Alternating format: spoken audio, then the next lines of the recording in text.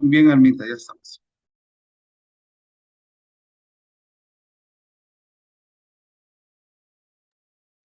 Ya, Armita.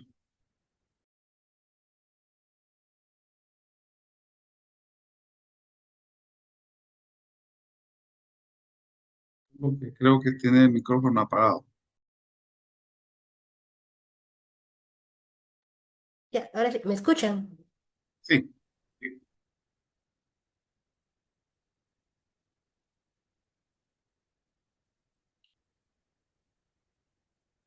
Buenas tardes, doctor. Buenas tardes a todos, bienvenidos.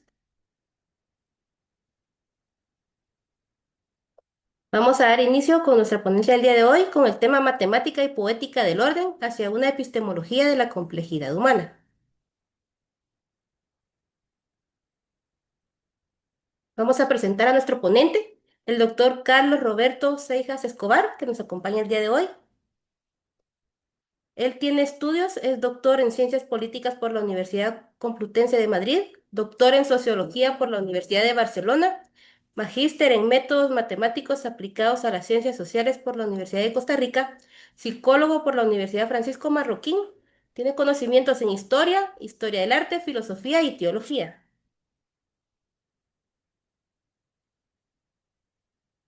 Es investigador asociado en el Instituto de Psicoanálisis y Psicoterapia de la Universidad de Viena, Centro de Investigaciones Psicológicas y Sociales de la Universidad Santa María de la Antigua en Panamá. Es miembro de la Asociación Guatemalteca de Filosofía, Médicos, Escritores, Hipnosis Clínica y la Asociación Enríquez Gómez Carrillo. También cuenta con la experiencia que es asesor del Procurador de los Derechos Humanos en las áreas de mediación, resolución de conflictos e incidencia en políticas públicas y planificación desde 2007 hasta la fecha. Director de la Dirección de Investigación y del Observatorio del Procurador de los Derechos Humanos, docente universitario en varios programas de maestría y doctorado en la Universidad Francisco Marroquín y consultor para Mineduc, la UNESCO y la Universidad de Panamá. Entre las publicaciones que el doctor ha realizado están los libros Formación de la mitología griega, Glosas vestales, El hilo del deseo. Ha sido columnista del periódico, Revista D, La Palabra y Transición de México. Ha publicado más de 100 artículos en revistas como Metáfora de la Universidad Autónoma de Costa Rica y en la Revista Internacional de Matemática en Argentina. Es así entonces como le damos la bienvenida al doctor Carlos, quien va a presentar su ponencia acerca del título Matemática y Poética del Orden hacia una epistemología de la complejidad humana. Bienvenido, doctor. Muchas gracias, muy buenas tardes. Pues muchas gracias al comité organizador, a todos los que están involucrados en este evento tan importante, tan enriquecedor y tan especial en el sentido que pues, pocas veces se encuentra un espacio para poder compartir ideas de esta naturaleza. Así que va mi agradecimiento a todo el comité organizador y a todas las personas que prestan su tiempo y su energía para esta actividad. Entonces, muchísimas gracias por darme este espacio. Yo, como escucharon, tengo una formación un poco diversa. Entonces, eh, vamos a explorar un poco las facetas de la matemática desde el punto de la poética del orden. Para los griegos, la poiesis o poesis es el acto creativo y por lo tanto la matemática viene a ser como una de las formas de poder darle orden al caos, ¿verdad? Y precisamente con el nombre que han tomado los compañeros del comité organizador, que son los pitagóricos. Pitágoras para mí es una figura muy importante porque eh, a lo mejor no muchos van a estar de acuerdo con mi visión de Pitágoras, pero a como lo he estudiado y me ha gustado profundizarlo, Pitágoras más que matemático era un músico. Yo sé, era un matemático, por supuesto que sí, y era un filósofo también.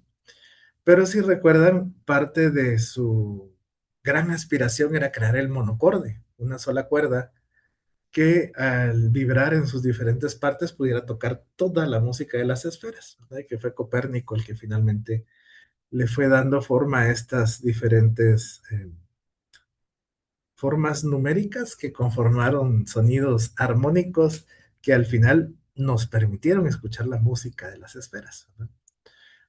Que no solo responde a cada planeta, sino a la música del universo. Y precisamente en ese avance me gustaría ir compartiendo con ustedes este tema. Tengo una presentación, creo que se las voy a compartir.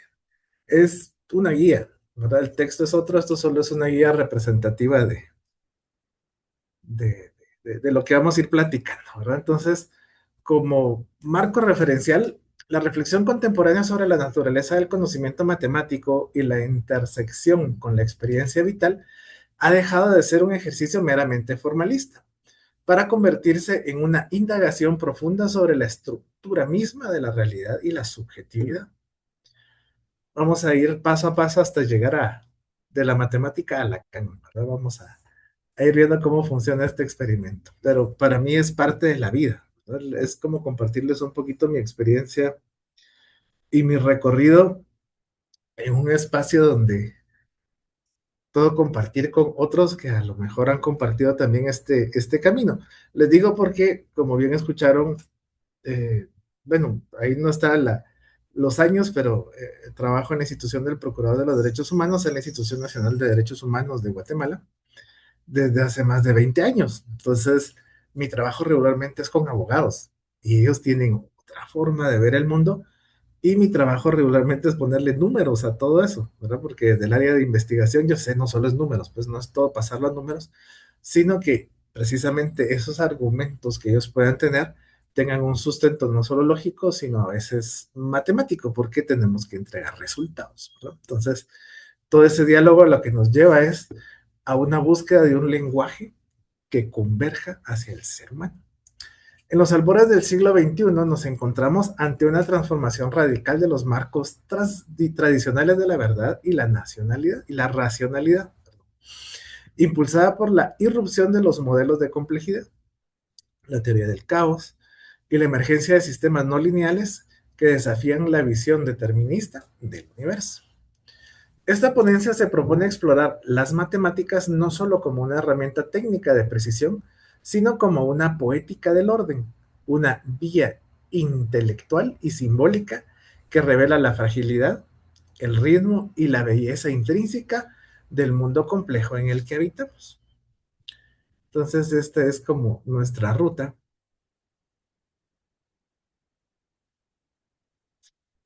El ocaso del determinismo y la erupción del caos. Durante centurias, el pensamiento occidental estuvo denominado y dominado por el paradigma de la física clásica, cimentado en la figura de Galileo, Newton y Laplace. Bajo una cosmovisión, el universo era concebido como una maquinaria perfecta. Por eso el dibujo muy elusivo de el espejismo del relojero, ¿verdad? De hecho, el mismo Kepler así lo hablaba, todo estaba perfecto. Bajo esta cosmovisión, el universo se veía como un autómata cuyas leyes permitían, al menos en teoría, predecir el futuro con absoluta certeza. Sí se conocía con precisión las condiciones iniciales del sistema. Este determinismo laplaciano suponía que pequeñas variaciones en las causas producirían variaciones proporcionalmente pequeñas en los efectos. Una noción de linealidad que otorgaba al ser humano una ilusión de control sobre la naturaleza. Entonces aquí tenemos una frase, un determinado de pequeñas variaciones producían efectos proporcionalmente pequeños. Esto también es muy significativo para mi recorrido porque parte del trabajo que hago en el Observatorio del Procurador es crear escenarios, es decir, todo lo que hoy en día se llama prospectiva y que maneja teoría de juegos desde la matemática. Yo sé cuando hablo de teoría de juegos entre abogados, les hace gracia porque piensan como que fueran jueguitos de niños, ¿verdad? Pues darles toda la dimensión de lo que implica la teoría de juegos matemáticamente, pues es un poco difícil. Pero te hace el intento, ¿verdad? El punto es que hoy en día tenemos el espacio de poder ir construyendo algo más fuera de este paradigma. Y bueno, sin embargo, este edificio de certidumbre comenzó a resquebrajarse. Eh, con los trabajos pioneros de Henri Poincaré, quien a finales del siglo XIX identificó irregularidades en la mecánica celeste, que hacía imposible la predicción a largo plazo. Pero fue Edward Lorenz, un meteorólogo del MIT, quien en 1961 dio el golpe de gracia a la linealidad mediante un experimento computacional fortuito. Al intentar simular patrones climáticos, Lorenz decidió redondear un dato de entrada. En lugar de utilizar el número completo de 6 decimales, que era .506127, ingresó, pues, lo próximo, .506. Lo que parecía una diferencia infinitesimal, comparable al peso de una pluma de un pato o una mota de polvo sobre la Torre Eiffel, resultó en una divergencia total y caótica en los resultados climáticos a corto plazo. Este fenómeno se bautizó poéticamente como el efecto mariposa. Sugiere que un sistema dinámico sensible a las condiciones iniciales, el batir de las alas de una mariposa en Brasil puede teóricamente desencadenar un tornado en Texas. Esta sensibilidad extrema no solo es una falta de precisión técnica, sino una propiedad ontológica de la realidad. La teoría del caos no es, por tanto, una apología del desorden absoluto, sino el estudio de un orden de segundo grado, un orden que emerge de la interacción no lineal y que posee sus propias estructuras, como los atractores extraños, que confinan el comportamiento del sistema dentro de ciertos límites a pesar de su impersabilidad puntual.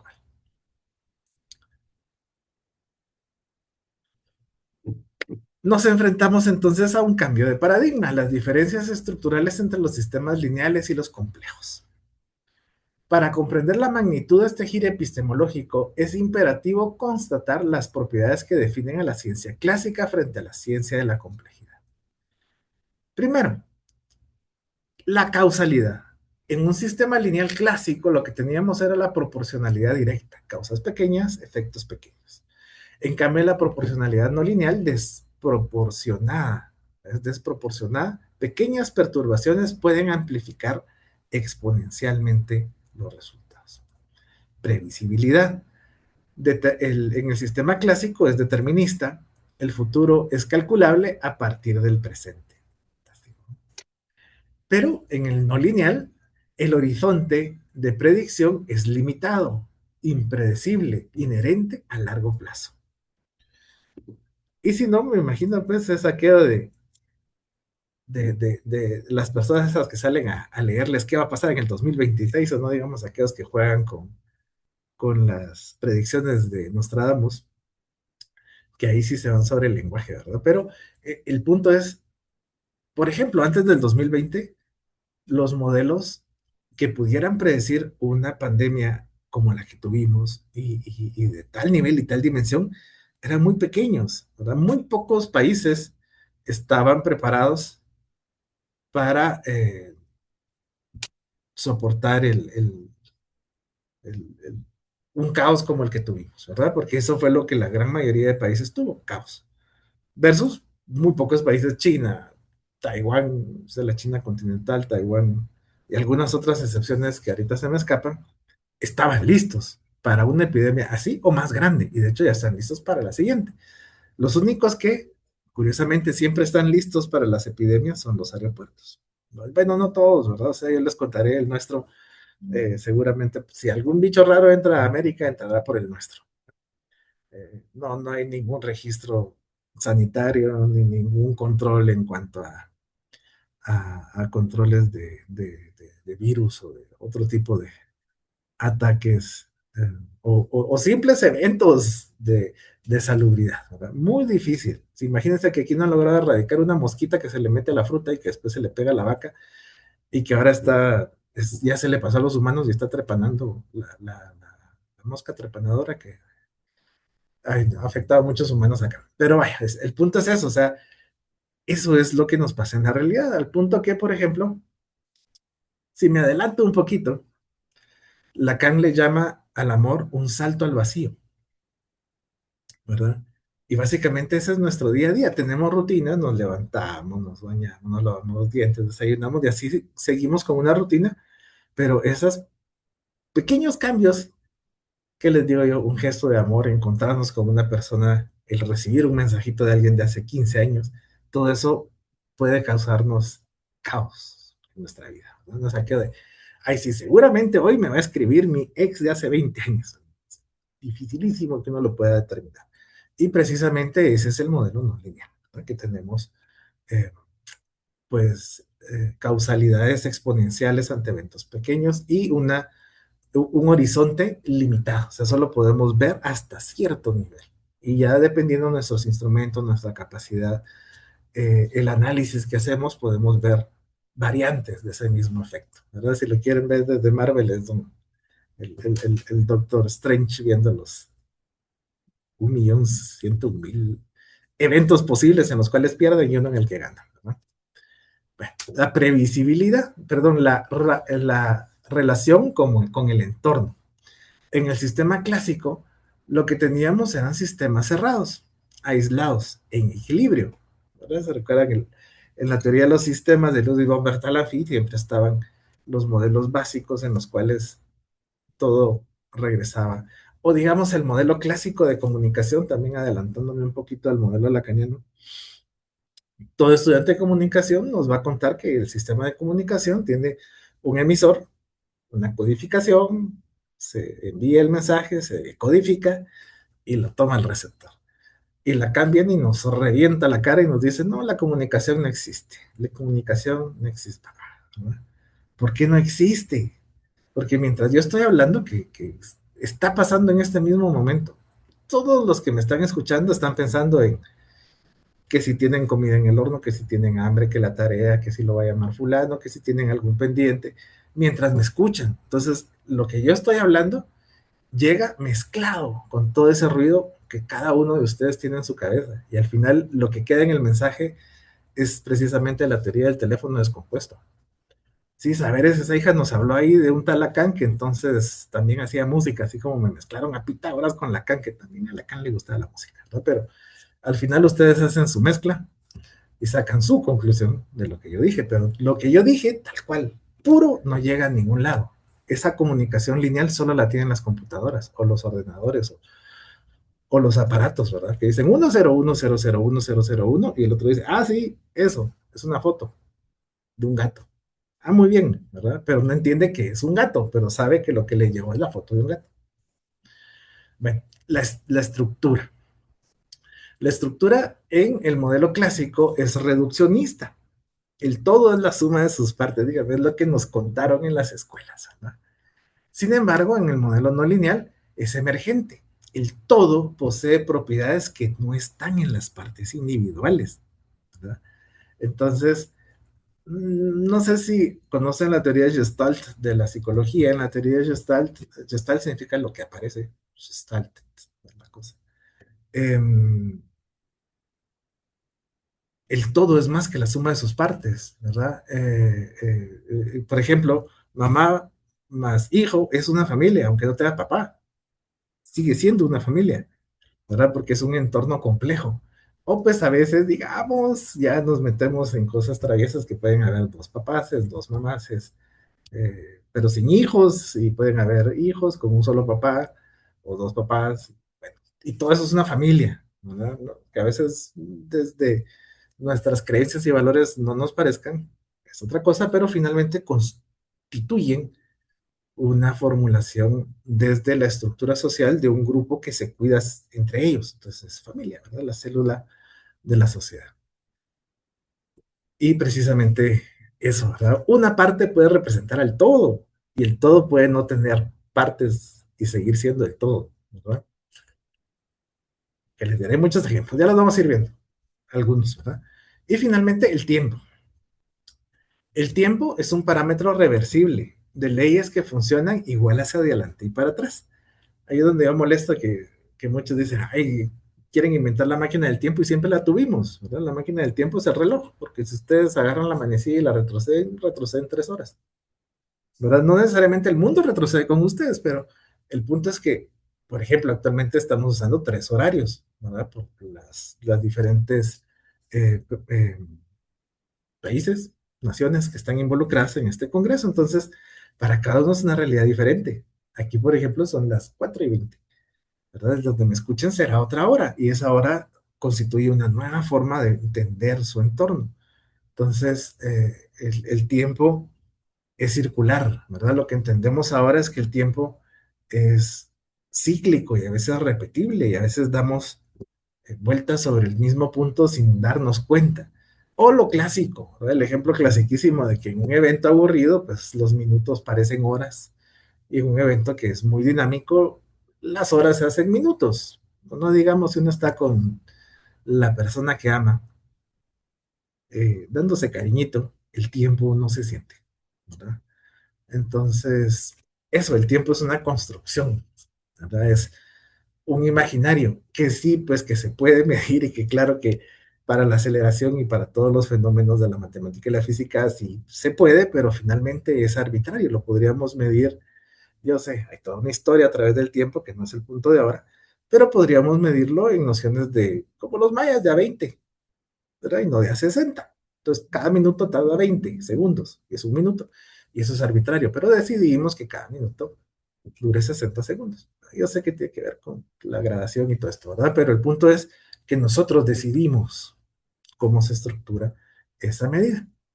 La transición hacia la complejidad implica que el orden ya no es algo impuesto externamente por una mente ordenadora, ¿verdad? Sino un proceso auto de organización que sugiere la interacción dinámica con los elementos que la constituyen. Es decir, nosotros creamos ese fenómeno, ¿verdad? Ya no hay un demiurgo ordenador o ese constructo tan fantástico de los masones de el gran arquitecto del universo, ¿verdad? Que traza ahí todas las líneas, sino que es algo que surge de la interacción humana, ¿verdad? De la interacción humana surgen lenguajes como el cuneiforme, que son cuñitas, surgen lenguajes como los jeroglíficos de los egipcios, como los kanjis de los chinos, ¿verdad? Y así, ¿verdad? Y que son ideogramas, o los mayas, ¿verdad? Que también tienen su lenguaje de este tipo. Y como ven, no es que haya un lenguaje universal, sin embargo, el lenguaje es universal, es decir, todos nos comunicamos mal, imperfecto, pero nos comunicamos, ¿verdad? Las máquinas sí se comunican de forma perfecta. Bueno, ¿qué nos trae esto?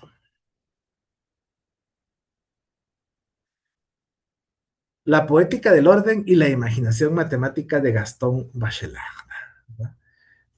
El estudio filosófico de la matemática a menudo oscila entre el rigor lógico de la demostración y la apertura intuitiva de la creación.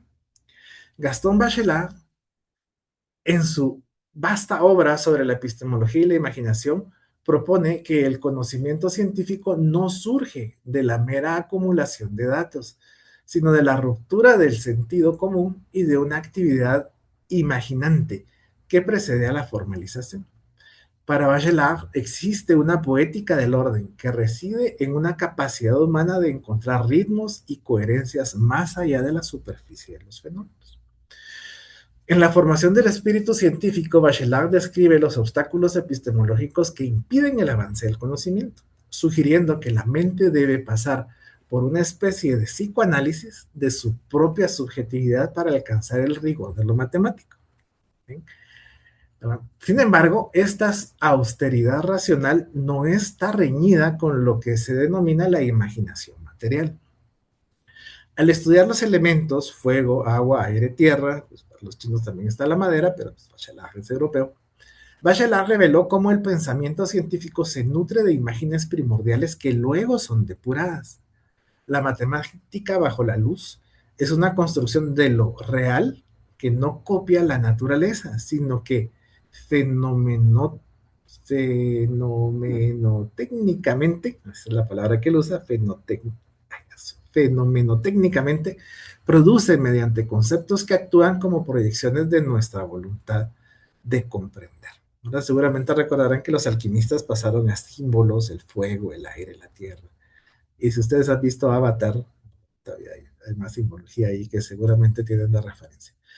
Y cada cultura le dio universalmente características a estos elementos. O sea, sí son universales. El único que puso extra fue la cultura china que pone la madera, pero en todas las diferentes culturas está el aire, el agua, el fuego y la tierra, ¿no? Como elementos primordiales de la construcción del ser humano. La poética bacheleriana aplica a la matemática, nos permite ver el número no como un objeto inherente, sino como un cristal de precisión que guarda en su interior la carga simbólica. Les pongo un ejemplo alquimista muy bonito. Según los alquimistas, 1 más 1 son 3. ¿Verdad? Ya sé que 1 más 1 son 2, pero ellos lo que hablan es de una pirámide. 1 y 1 hacen un tercer elemento que está en el contexto, porque si al poner estos dos hay algo aquí que ya está implícito, aunque no se vea, ¿verdad? Entonces ellos decían que no decían 1 más 1, decían 1 y 1 son 3. Y recordarán el número áureo de Pitágoras con su eh, geo, la matemática sagrada, ¿verdad? Cuando ustedes suman que 4, que es el número áureo, es todos los números en uno, porque 1 más 2 más 3 más 4 dan 10, y eso da 1 más 0 da 1, ¿verdad?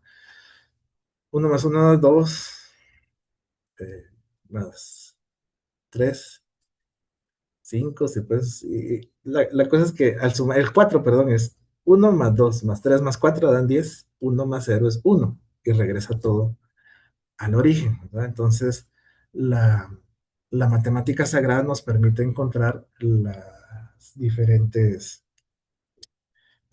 construcciones profundas de la naturaleza humana. Y bueno, entonces la imagen dinámica es la que nos permite concebir la continuidad del número al abismo del infinito y a la curvatura del espacio, no como una abstracción fría, sino como una experiencia intelectual que revela la potencia mayor de la naturaleza humana.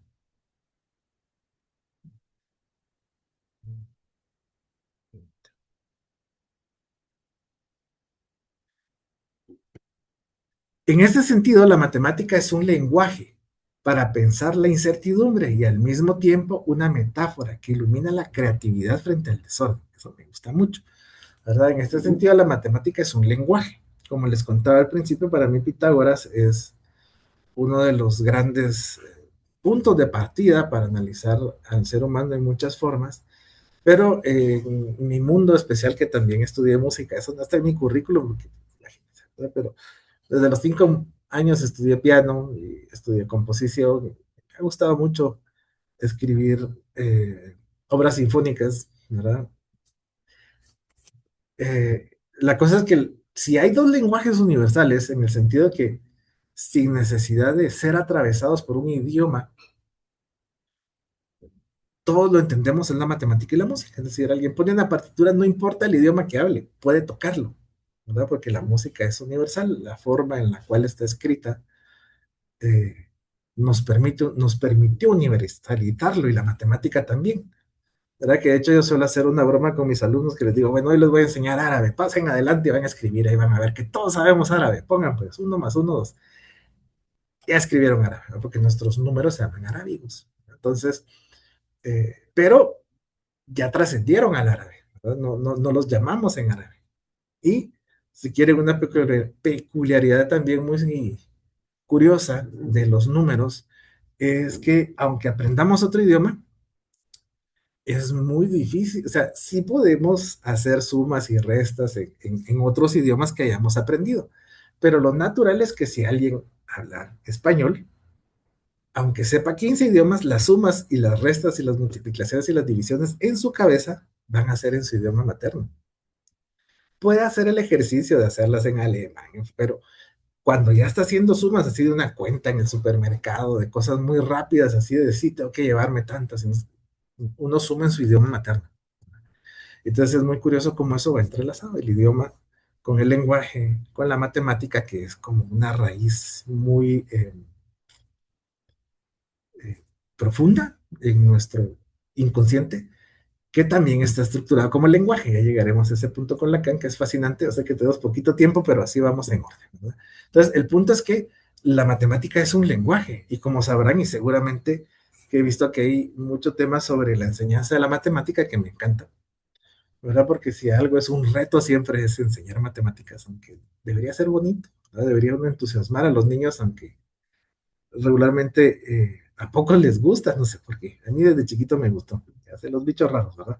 Entonces, el punto es que en mucha investigación científica respalda el hecho de que quien estudia, por ejemplo, música, quien estudia matemática, genera lógica. Y esa lógica permite un pensamiento más profundo y obviamente eso va a ayudar a tener un mejor lenguaje, una mejor expresión, una mejor estructura del orden de las ideas y obviamente eso va a llevar a tener una lectura del entorno más profunda y más compleja. Y era porque imagínense en los 90, ¿verdad? Estaba de moda que había que mandar a los niños a estudiar música porque la música los hacía más inteligentes, ¿no? Lo que finalmente toda esta investigación demostró no es que al niño lo hicieran más inteligente, es que les daba disciplina. Lo mismo que hacía la matemática, ¿no? La matemática genera disciplina, ¿no? Es aquello tan lógico como eh, los oficios, ¿verdad? Como les contaba como músico cuando yo estudié piano, parte de esa formación y que le deja a uno el hecho de estudiar un instrumento, es que nadie se siente y toca. Es decir, si me senté a los 5 años y toqué de una vez una sonata de todo, es mentiras, ¿no? Apenas empieza a somatar las teclas.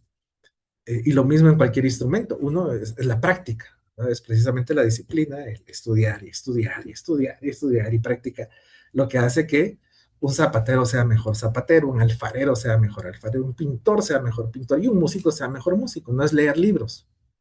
Uno puede leer todos los libros de música que quiera, pero no por eso va a aprender a tocar el instrumento. Hay que tocarlo.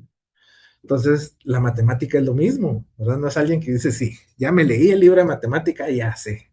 No, ¿verdad? La matemática se logra comprender haciendo los ejercicios, ¿verdad?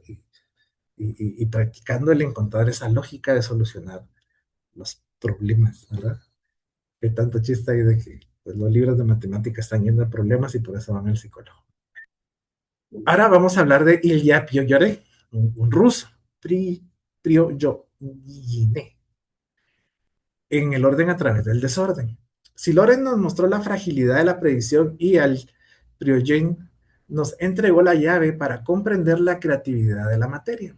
Mediante el concepto de estructuras disipativas, Priogen demostró que la entropía, tradicionalmente vista como una fuerza de degradación hacia el equilibrio, y la muerte térmica puede convertirse en una fuente de orden en sistemas abiertos. En condiciones alejadas del equilibrio, el flujo constante de energía e información permite que el sistema se reorganice en configuraciones de mayor complejidad. Un ejemplo narrativo fundamental es la reacción de Belousov-Zhabotinsky. BZ es las iniciales en una placa de Petri, que es la que trata de simular la imagen que tenemos aquí en la diapositiva, que contiene una solución química específica, se observa un fenómeno asombroso. En lugar de mezclarse de forma uniforme hasta volverse inerte, la solución comienza a formar anillos y espirales de colores que oscilan rítmicamente. Millones de moléculas individuales parecen sincronizarse de manera colectiva como si se estuvieran comunicando en sí para generar un patrón microscópico coherente. Esta es la metáfora definitiva para una ponencia humanista. La materia no es autómata ciego, sino que posee una capacidad de autoorganizarse que resuena con los procesos de la vida y la sociedad. Es decir, cuando pensamos que nuestro organismo funciona en sí mismo y cuando vemos la forma en la cual las moléculas están hechas, que es toda geometría fantástica, pero no es copia una de otra, sino que cada una es diferente, pero a la vez hacen lo mismo. Es fantástico cómo estamos hechos de múltiples partículas diferentes que conforman un solo ser. Y si quieren, el otro ejemplo es ver la arena de mar en microscopio, que son un montón de piedrecitas de diferentes formas y colores, pero uno solo ve arena, pero ya en el microscopio son, que les digo, individualidades que se unen para formar algo, ¿verdad? Pero John reconcilia el ser con el devenir. Dos palabras muy fuertes para el ser humano: el ser, nuestra interioridad, nuestra ontología, el ontos griego, con el devenir, lo que vamos a hacer, ¿verdad? Con el futuro de ese ontos. El universo no es solo una estructura estática de leyes eternas, sino un proceso histórico e irreversible donde el tiempo es un factor creador, ¿verdad? En el sentido, como diría, creo que era Benedetti, me disculparán el poeta romántico fácil, pero que es bonito, ¿verdad? Dice: nosotros que somos los mismos, ya no somos los mismos, ¿verdad? En el sentido que cuando hacemos un proceso de autorreflexión, nos damos cuenta que nuestro yo de hace 10 años, sí era yo, porque era yo, pero era muy diferente al yo de ahora, o hace 20 años, muy diferente, pero sigo siendo yo, con todas las transformaciones, con todas las diferencias, con toda la historia que ahora cargo, que no cargaba hace 20 años o 30 años, pero cuando uno le suena así como, ¿no? 50 años.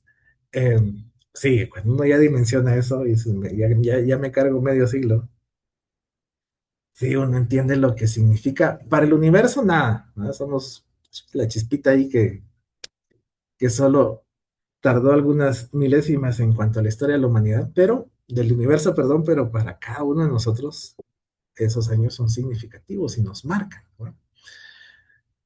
Para las ciencias humanas eso significa que la crisis social o las turbulencias institucionales no son meramente destructivas, pueden ser los puntos de bifurcación necesarios para que emerja un nuevo orden social más complejo y resiliente. En este caso, y antes de pasar a la siguiente, que se las dejo aquí, eh, vaya, un evento como la Revolución Francesa, que por ejemplo en muchos libros de historia ponen: ay, qué maravilloso, qué libertad, égalité, fraternité, y la verdad que fue un caos absoluto, ¿verdad? Pues ya los historiadores formales le llaman la Edad Oscura, ¿verdad? Ya ni la Edad Media, la Edad Oscura, porque si recuerdan, los revolucionarios, a todo el primer grupo los guillotinaron. El mismo Robespierre, que dijo: ay, ya voy a ponerme, lo guillotinaron, persona que sacaba la cabeza guillotinada. Y fue finalmente hasta que vino Napoleón y se hizo emperador y regresó al orden anterior y lo elevó, porque se hizo emperador, no rey. O sea, antes tenían reyes, pasaron a tener emperador, que puso orden. O sea, tuvieron que regresar. Pero hubo una evolución. Y esa evolución fue que Francia pasó de una monarquía a un caos, a un imperio, que luego de más o menos 3 imperios forman la Tercera República. Y ya a partir de allí, a finales del siglo XIX, principios del XX, empiezan a construir una democracia, que era lo que querían los revolucionarios franceses, ¿verdad? Los del 1792. Fueron casi 150 años después que la democracia empieza a sonar, y finalmente todo lo que Napoleón quería conformar, que era una Europa total, se constituye en la Carta de Derechos Humanos de las Naciones Unidas, ¿verdad? Hace 72 años. Entonces, precisamente esas revoluciones, esos momentos que uno cree que son caos, finalmente llevan a un nuevo orden, que nos pasa en nuestra vida, ¿verdad? La adolescencia es, a la vista de muchos, un caos, pero finalmente eso luego nos trae el entendimiento de que había que probar, que había que disrumpir, ser disruptivo y causar un poco de desorden para finalmente uno ir encontrando su propio orden, ¿no? Pero siempre hay desorden. O si quieren, el ejercicio que suelo hacer cuando, se saben que soy psicólogo, a veces doy charlas en las escuelas de padres, que les digo: miren, ustedes todos me dicen, el problema de los niños es la tele. Pues ahorita serán los teléfonos. Tírenlos, sáquenlos. No, ¿cómo los vamos a sacar? Si ese es el problema, sáquenlo. Segundo, todos me dicen que sus chicos están clasificados como adolescentes porque adolecen de algo.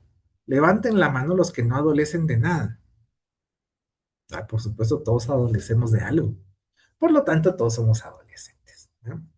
Entonces, a veces criticamos a nuestros hijos o a los más jóvenes por precisamente tener esa búsqueda de lo que les hace falta, eso de lo que adolecen, cuando nosotros también adolecemos, no de lo mismo que ellos, pero seguimos siendo adolescentes, ¿verdad? que a veces nos adolece el tiempo, a veces nos adolece el cuerpo, a veces nos adolecen el tiempo perdido, hasta los santos lo lloran, decía, ¿verdad? En el dicho. Entonces, a veces hasta de eso adolecemos.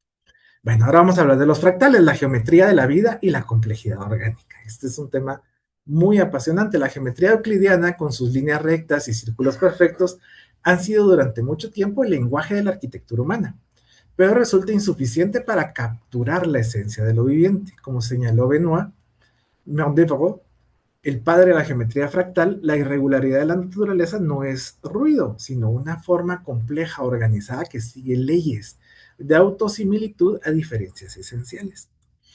Es como cuando, si ustedes tocan algún instrumento, o en mi caso que es el piano, por ejemplo, cuentan, y si uno hace el ejercicio, sí es como muy vívido, que Beethoven, cuando estaba ya sordo, completamente sordo, lo que hacía era recostarse en el piano y tocaba desde arriba para sentir cómo vibraba el piano en su cuerpo, y a partir de eso él más o menos lo que buscaba era el ritmo, porque las notas sí estaban en su cabeza, porque no nació sordo, entonces por eso podía concebir la música en su cabeza, pero lo que necesitaba era el ritmo, por eso él se acostaba en el piano. El punto es que precisamente esas vibraciones, cuando surgen y finalmente caen en otro objeto y rebotan, tienen una forma muy diferente de entenderse. Vaya, se los pongo tal vez como decía mi maestro de piano: si usted toca mal, ponga todo cerquita, porque si están cerquita no se oye que usted cometió algún error. Si los pone lejos sí se escucha,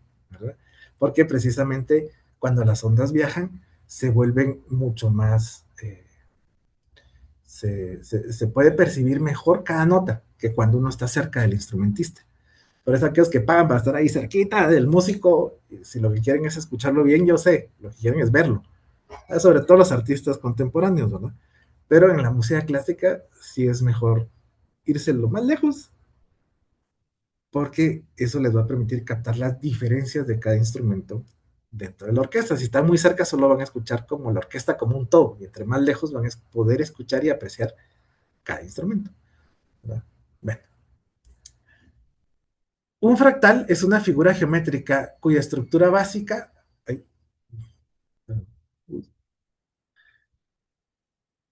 cuya estructura básica se repite de manera infinita. A medida que nos adentramos en ella mediante un zoom matemático, esa propiedad se manifiesta como una forma ubicua en un mundo natural, en las ramificaciones de los pulmones, en las redes de las venas, que era lo que les contaba, las arterias en forma de helechos, en las líneas costeras y en la arquitectura de las galaxias, ¿verdad? Que también representan formas muy similares a nuestro cuerpo.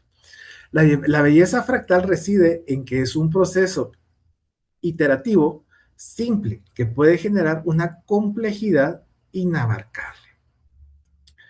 ¿Cuál es la aplicación de los fractales? La dimensión fractal es una medida de complejidad de que un objeto desafía las dimensiones entre el espacio euclidiano, ¿verdad? Entonces, por ejemplo, el efecto fractal, que es el conjunto de Cantor, que tiene una dimensión aproximada de 0.663, es una nube de puntos que no llega a ser una línea continua. La curva de Koch es una línea infinitamente larga que encierra un área finita en el modelo del copo de nieve, el copito de nieve. La costa de Gran Bretaña, su longitud aumenta a medida que disminuye la escala de medición debido a sus infinitos zigzags. La costa británica es muy especial en esto. La superficie de Marte indica un terreno significativamente más accidentado que el de la Tierra. Y pues finalmente el conjunto de Mandelbrot, que es el matemático de los fractales, considerado el objeto más complejo de la matemática, es una frontera infinita que genera una interacción simple. La matemática fractal nos enseña que la naturaleza opera optimizando espacios finitos mediante estructuras infinitas. Nuestros pulmones, por ejemplo, utilizan una ramificación fractal para maximizar la superficie de intercambio de oxígeno en el volumen limitado de nuestra caja torácica. Esta eficiencia del orden dinámico en una lección de humildad y asombro para la racionalidad humana. Lo complejo no requiere de diseños intrincados, sino de inicio, signo de reglas simples y persistentes. Ahora vamos a hablar de la Catos.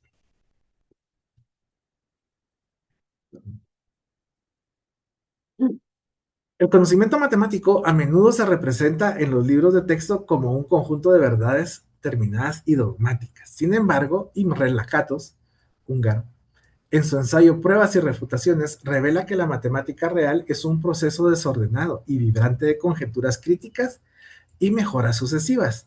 Mediante un diálogo socrático entre un profesor y un grupo de alumnos identificados con letras griegas, Lakatos construye la historia de la fórmula de Euler para los poliedros de B menos E más F es igual a 2. Ahí está medio puesto, ¿verdad? El método de Lakatos muestra que una prueba no es una garantía de verdad absoluta, sino el experimento mental que descompone una conjetura en lemas.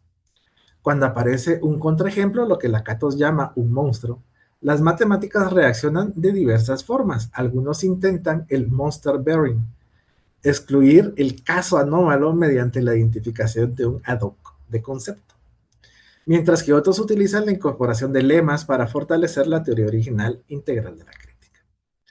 Esta visión de la matemática como un sistema abierto y fiable es profundamente humanista. Sugiere que el progreso no nace de tener la razón desde un inicio, sino de la valentía de proporcionar conjeturas y de la honestidad intelectual de usar refutaciones para perfeccionarla. En el ámbito del debate público y la ética, Lakatos nos enseña que admitir un error es un eslabón de nuestro argumento que no invalida nuestra posición, sino que nos permite reconstruir sobre bases más sólidas y transparentes. De hecho, es una referencia rapidita que ya estamos en tiempo. Ya estamos casi en la recta final. Pero que el punto es que en derecho, ahorita estoy dando un curso de derecho comparado entre el derecho anglosajón y el europeo. Y uno de los puntos fascinantes precisamente de la diferencia entre estos dos sistemas es que el sistema anglosajón se basa en el error.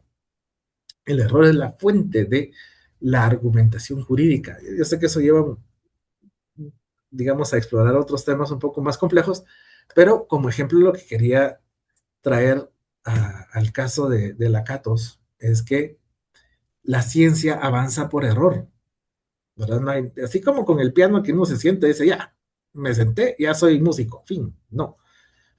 Hay que equivocarse muchas veces. Ese hecho de cuando les decía que hay que practicar y practicar, lo que implica es equivocarse, equivocarse, equivocarse hasta que va saliendo un poquito mejor cada día, ¿verdad? Y precisamente eso es lo que nos enseña los fractales y la teoría de Lakatos, que por ensayo de error la naturaleza va generando nuevas formas de adaptarse. Y el ser humano es una prueba de eso mismo. La sabiduría vigesimal en los mayas y el valor del cero. La poética del orden, que aquí ya estamos llegando al punto, no es exclusiva de la tradición occidental. En Mesoamérica, la civilización maya desarrolló un sistema de numeración y una cosmología que representa uno de los mayores adelantos de los abstractos de la humanidad. A diferencia del sistema decimal, los mayas utilizaron una base vigesimal, 20. El sistema posicional que incluía la concepción y el uso del cero dentro de uso cero mucho antes que en Europa. Para los mayas el número no estaba separado de lo sagrado, ni de lo natural, o sea, era sagrado como Pitágoras y su número 4, era la tetractis. El cero era representado por una concha o una semilla, simbolizando la plenitud y la potencial de generación, la semele. Su matemática era una herramienta de precisión asombrosa para el cálculo de calendarios astronómicos, permitiéndoles predecir eclipses, ciclos planetarios con un margen de error mínimo. Esta matemática sagrada, consignada en el libro del Popol Vuh, refleja la epistemología ecosófica, un saber ecologizado que integra al ser humano en un cosmos de manera armónica. La etnomatemática maya nos invita a una decolonización del saber. Nos muestra que la abstracción matemática puede aterrizar en la diversidad cultural sin perder su universalidad. O sea, sigue siendo matemática, aunque tenga el fondo espiritual, ¿verdad? Como Pitágoras. Este sistema maya, la unidad es un punto y el 5 y una raya, que es el símbolo que remite a la corporalidad, los dedos de la mano y de los pies. ¿Verdad? Una forma muy lógica de contar, con deditos, ¿verdad? Y que permite realizar operaciones complejas de forma visual y accesible. Incorporar esta visión en la educación actual fomenta un modelo de enseñanza más inclusivo y analítico, reconociendo la pluralidad de los caminos en el orden. En Guatemala nos obligan a estudiar la matemática maya, así que es parte de nuestro curso. Ya para ir cerrando, traigo la metáfora de Borges y el laberinto de la complejidad. En la literatura, Jorge Luis Borges ha sido un gran cartógrafo de los laberintos matemáticos de la existencia. Para Borges el mundo es una biblioteca de Babel, un espacio infinito compuesto por hexágonos que contienen todas las combinaciones posibles de letras. De hecho, tiene un ensayo donde un tigre en sus sombras se puede leer toda la matemática del universo. Su obra es una exploración constante de la paradoja del infinito y la simetría del azar. En relatos como La muerte y la brújula, Borges utiliza geometrías en los personajes centrales. El detective Eric Lonrod intenta resolver una serie de crímenes basándose en un triángulo equilátero que encuentra en un mapa creyendo que la lógica y la fe en el tetragramatón le dará la clave del enigma. Sin embargo, el asesino Red Snerchal conoce esta devoción por la simetría y le tiende una trampa completando el triángulo con un cuarto punto para formar un rombo perfecto. Ahí le gana. Aquí la matemática es un hilo de Ariadna que paradójicamente conduce al héroe a su propia destrucción en el laberinto. El hilo de Ariadna es la princesa que está en el laberinto del Minotauro y que le permite a Perseo llegar y matar al Minotauro. Borges nos recuerda que nuestra construcción relacional son solo mapas en un territorio inabarcable. O sea, imagínense pensar en nosotros como un intricado laberinto que se junta con otro laberinto para tratar de encontrarnos dentro de todo ese entramado. El universo es el centro, dice, resonando en la estructura fractal donde cada punto puede ser el eje de una complejidad nueva. Cada relación viene a ser una interacción de múltiples infinitos. Su poética del orden es también una poética del asombro y de la humildad intelectual. La matemática es un palacio de los precisos, es un palacio de preciosos cristales, decía Borges, que nos permite evitar el enigma del tiempo y la eternidad sin pretender agotar. Ahora venimos a lo práctico, ¿verdad? Toda esta reflexión que vimos, la complejidad humana, la justicia y los derechos humanos. El aterrizaje de estas teorías de la complejidad en la realidad social de Guatemala permite una interpretación radicalmente renovada de la crisis sistémica de los procesos de transformación social. Si ustedes por ahí buscan en X o Twitter los problemas en los que anda Guatemala con las elecciones de segundo término, ahí se van a dar cuenta. Es un caos tremendo. La conceptualización de la administración de la justicia, la defensa de los derechos humanos en el país no puede seguir operando bajo los paradigmas cartesianos. ¿Verdad? Esta es la reflexión.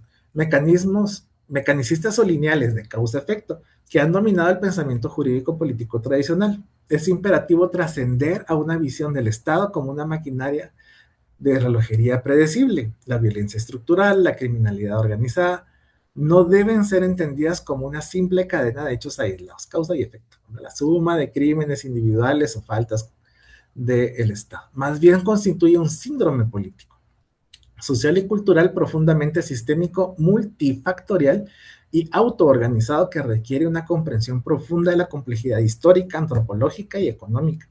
Es un fenómeno emergente que resulta de la interacción no lineal entre pobreza extrema, impunidad histórica, debilidad institucional y estructuras de poder ilícito. O sea, no es solo una variable, ¿verdad? Desde la perspectiva de los sistemas adaptativos,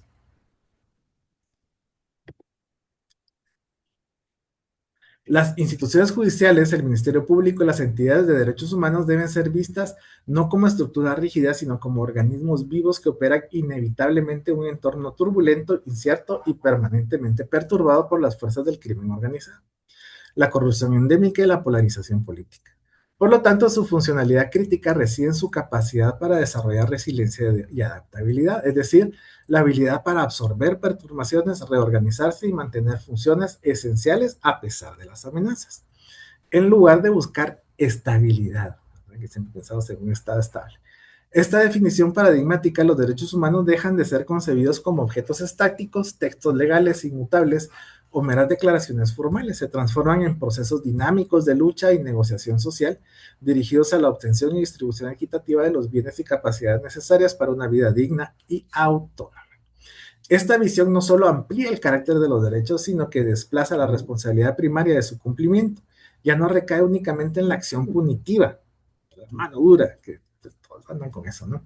Ya, sino que en una orientación fundamental hacia la construcción de una organización social adaptativa, inclusiva y equitativa que fomente a que los ciudadanos participen, se informen y tengan equidad de acceso y de oportunidad. Esto implica un cambio de foco de la reacción del crimen a la promoción de la co-creación de seguridad y justicia desde esta base.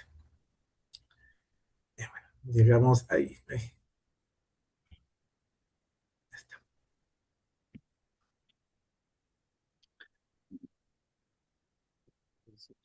Me va a saltar esta diapositiva por tiempo. Y vamos a llegar directamente al psicoanálisis. Ya con eso estamos terminando con la reflexión. Aquí la subjetividad del trauma. La profunda convergencia entre matemática, poética y el concepto del orden encuentra su punto de anclaje ineludible en el ámbito de la subjetividad, que era lo que veníamos preparando. No se trata de un orden impuesto desde el exterior o de una armonía universal preestablecida, sino desde una arquitectura interna, siempre inestable y dinámica del sujeto humano. El psicoanálisis, desde sus cimientos freudianos hasta sus sofisticadas reelaboraciones lacanianas, ha desmantelado la ilusión de un yo monolítico, racional y autónomo. En su lugar, ha postulado un sujeto como un sistema complejo, una noción que resuena en la teoría del caos y los sistemas dinámicos, fundamentalmente atravesando e impulsando la lógica que descentrada del deseo y la impronta del inconsciente. Esta visión del sujeto como inherentemente fragmentado e incompleto establece una ética y una política particular. En resumidas cuentas, el deseo para Lacan es el motor de la vida. Lacan decía que el deseo es deseo de deseo. O sea, el punto en la vida es desear. ¿Qué desear? No importa. En el momento en que uno sabe que quiere ser, que quiere estar, que quiere hacer, el deseo surge y al surgir surge el sujeto. Y al surgir el sujeto surge el inconsciente como un lenguaje que se estructura para poder darnos un vínculo que nos permite construirnos y reconstruirnos. No convertirnos en una estatua, sino convertirnos precisamente en ese humano que articula y construye constantemente. La articulación crucial entre derechos humanos y el campo del psicoanálisis se cimenta en el respeto irrestricto de la singularidad radical, que es lo que les decía, los seres humanos somos precisamente esa representación de nuestro ser, que son moléculas todas diferentes, pero todas esas diferencias hacen un solo sujeto. Para el psicoanálisis, esta singularidad se manifiesta en un modo elocuente que denomina el síntoma. Eso es muy bonito y obviamente eso es para profundizar en otro tema, es el seminario 20 de Lacan. El síntoma, que él lo pone con TH, el síntoma, tiene que ver con aquel malestar, ¿verdad? El estar vivos nos debe causar un malestar y debemos buscar esa cura. Y esa cura es encontrarnos a nosotros mismos, encontrar nuestro deseo, encontrar nuestro destino y cumplirlo. Y cuando lo tengamos, nos vamos a dar cuenta que no es eso, que hay un algo más, pero hay que llegar ahí para dar ese paso. Entonces, ya como conclusión,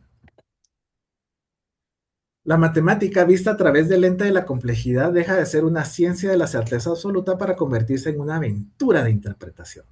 Eso me gusta. Nos enseña que la verdad no es un destino final, sino un proceso dinámico de pruebas y refutaciones. Nos muestra que el orden es más bello y funcional, que el orden más bello y funcional es aquel que surge de la libertad y la autoorganización, no de la imposición. La poética del orden nos invita a una racionalidad extendida, una que no desprecia la intuición ni la imaginación, sino que las utiliza como motores para explorar los límites de lo posible. En un mundo marcado por la fragilidad climática, la inestabilidad política, el vértigo tecnológico, los modelos de la complejidad nos ofrecen una hoja de ruta para habilitar el presente con responsabilidad y esperanza.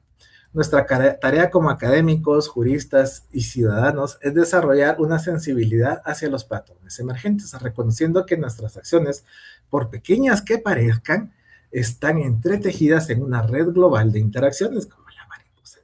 ¿Verdad? La matemática de la complejidad nos reconcilia con nuestra propia naturaleza. Somos seres fractables, sistemas abiertos, conciencias que sueñan con el orden en medio de un universo que nunca deja de devenir. Como nos enseñó Bachelard, para que el que se eleva, el horizonte se ensancha y se ilumina. Para el que se eleva, el horizonte se ensancha y se ilumina. Y es en esa elevación del pensamiento donde la matemática y la poesía se funden para revelar la dignidad inalienable de la experiencia humana. Muchas gracias.